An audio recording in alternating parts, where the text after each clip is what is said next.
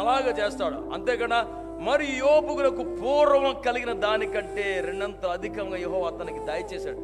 ఎప్పుడు దయచేశాడంటే ఎప్పుడైతే యోబు స్నేహితులకు ప్రార్థన చేశాడు. అంతకుముందు స్నేహితులు మంచిగా ఉన్నారా? మంచి మాట్లాడారా యోబుతోటి?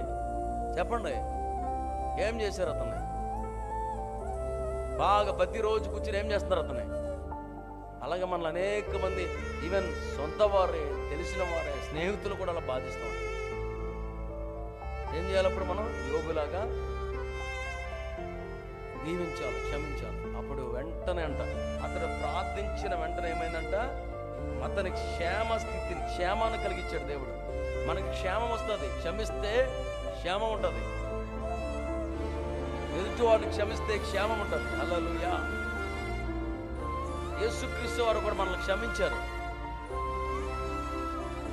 ఎంత దూషణ, ఎంత దేవునికి బాధ కలిగించే పనులు మనం చేసినా దేవుడు ఏం చేస్తున్నాడు? యేసయ్య మనల్ని క్షమిస్తున్నాడు. ఆయన మన పాపాలను క్షమించాడు. ఆయన మనల్ని క్షమిస్తున్నాడు. ఆయన ఎప్పుడు కూడా క్షమిస్తున్నాడు. హల్లెలూయా.